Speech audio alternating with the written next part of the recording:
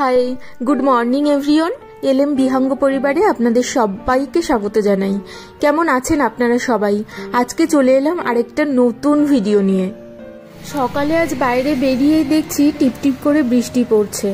এখানে আমি গুজরাটে যে এলাকাতে থাকি এখানে তো 3 বছর হয়ে গেল বর্ষাকাল ছাড়া কিন্তু কোনোদিন বৃষ্টি হতে দেখিনি, কিন্তু এই কদিন ধরে দেখছি মেঘ করেছে আর খুব সামান্য 2-1 ফোঁটা করে বৃষ্টি হচ্ছে। এই যে দেখুন রাস্তাটা ভিজে আছে। আপনারা তো জানেন এখানে সবজি টবজি সেরকম পাওয়া যায় না, সেই জন্য দূরের একটা দোকানে যাচ্ছি, সেখানে মাঝে মাঝে কলা পেঁপে টেপে পাওয়া যায়, তো সেই জন্য যাচ্ছি সেই দোকানটাতে। এই গরমে একটু হালকা পাতলা সবজি দিয়ে মাছের ঝোল ভালোই লাগে, সেই জন্য দেখি যাই পেঁপে আর কলা পাই কিনা, মানে কাঁচকলা যেটা। কালকে দেখুন এখানে বোধহয় কোনো বড় নেতা বা মন্ত্রী এসেছিলেন, সেই জন্য সব রাস্তা টাস্তা এরকম সাজানো, আর কালকে রাস্তায় পুলিশ ভর্তি হয়েছিলেন। চলুন, এখনো অনেকটা যেতে হবে আর টিপটিপ করে বৃষ্টি পড়ছে, তো আমি একেবারে কি পাই দেখি, তারপর সবকিছু নিয়ে ঘরে ফিরে আপনাদের সঙ্গে কথা বলছি।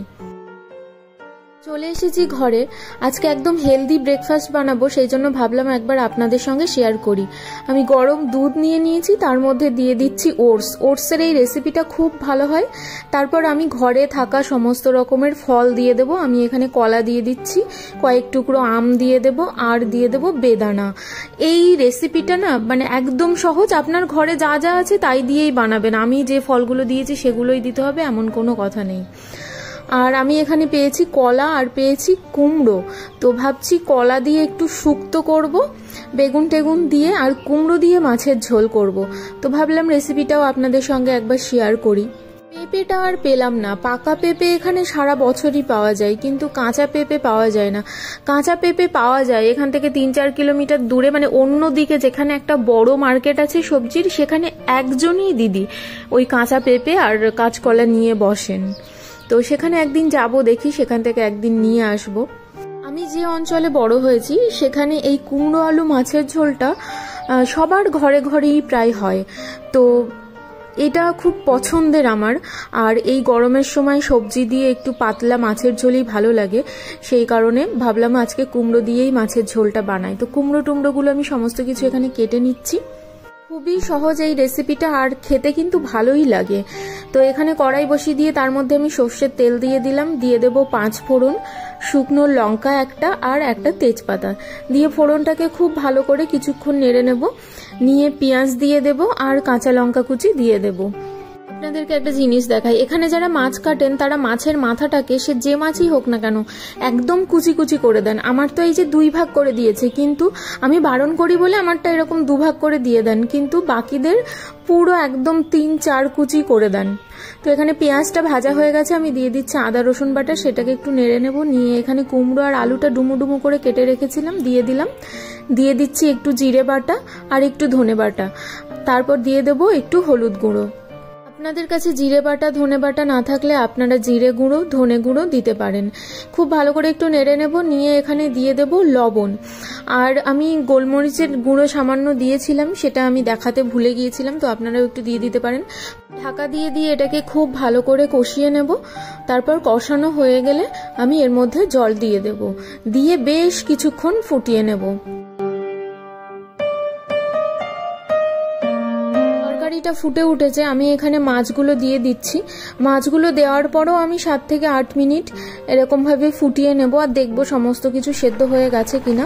আমার সমস্ত কিছু রেডি হয়ে গেছে। আমি সামান্য একটু চিনি ছড়িয়ে দেব। কুমড়োর তরকারিটা একটু মিষ্টি মিষ্টি হলে বেশ খেতে ভালো লাগে, সেই জন্য অল্প একটু চিনি দিয়ে দিলাম।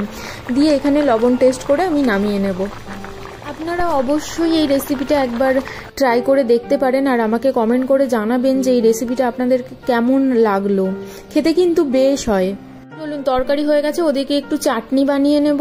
এই গরমের সময় আমের চাটনিটা বেশ ভালো লাগে। তাড়াতাড়ি রান্না করছি আজ, কারণ আজ একটু কুলারের দোকানে যাব, খুব গরম পড়েছে। তো সেই জন্য অনুপম অনেকদিন ধরেই বলছে কুলার নেব, আজ একটু দেখতে যাব।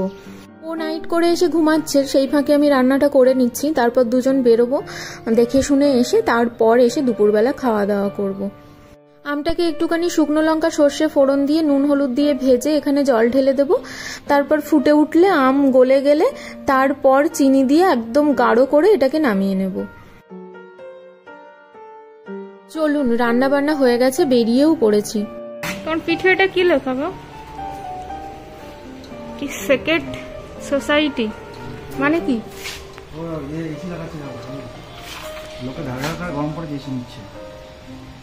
কি কওটো?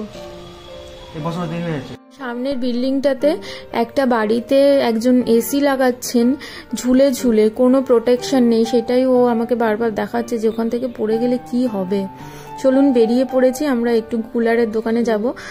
তবে জানি না কোথায় এখানে দোকান আছে, আমরা অ্যাকচুয়ালি খুঁজতে বেরিয়েছি, খুঁজে খুঁজে দেখব।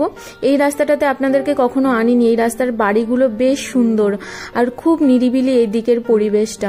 তো ও আমাকে বলল মেন রোডে যাওয়ার পর তুমি ডান দিকে দেখো, আমি বাম দিকে দেখব।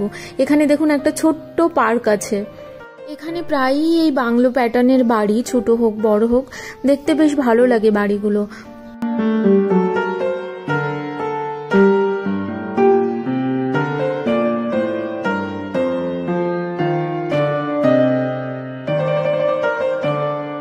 এত গরম পড়েছে, দেখুন রাস্তা পুরো শুনশান, বাইরে একটাও মানুষ দেখতে পাবেন না আপনি।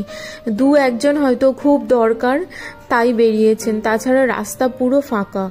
এই বাঁকটা ঘুরেই ওই যে সামনে দেখুন মেন রোড দেখা যাচ্ছে, গাড়িগুলো যাওয়া আসা করছে, তো ওখান থেকেই আমরা খোঁজা শুরু করব। ও রাস্তার বাম দিকটা লক্ষ্য রাখবেন, আমি ডান দিকটা লক্ষ্য রাখবো।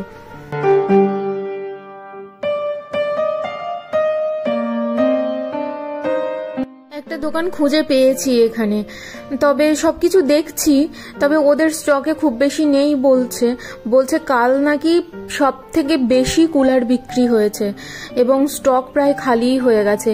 এই একটা দেখুন হেভেলসের, এটা আবার রিমোট কন্ট্রোল আছে, আপনি টেম্পারেচার কন্ট্রোলও করতে পারবেন। এখানে দেখুন 27-এ দেওয়া আছে। তো উষার এই কুলারটা আমাদের খুব পছন্দ হয়েছে, এটা অনেকটা বড়। এখানে আলাদা আলাদা করে সমস্ত কিছু সুইচ আছে, পাম্প আপনি অন অফ করতে পারেন, স্পিড বাড়াতে পারেন, তাছাড়া আপনি সুইংও করতে পারেন, অন অফ করতে পারেন। তো এটাই আমাদের পছন্দ হয়েছে। উষার ওই কুলারটাই আমরা নিয়ে নিলাম। তো এখন সন্ধ্যা হয়ে গেছে, ভাবলাম একবার আপনাদের সঙ্গে এই চায়ের রেসিপিটা শেয়ার করি। এখানে তো শুধুই বলা আছে যে এর মধ্যে চা, চিনি, দুধ সমস্ত কিছু দেওয়া আছে, শুধু গরম জলে একবার মিশিয়ে নিতে হবে। তো ভাবলাম খেয়ে দেখি, এটা গুজরাটেরই প্রোডাক্ট দেখছি, একবার খেয়ে দেখি কেমন লাগে।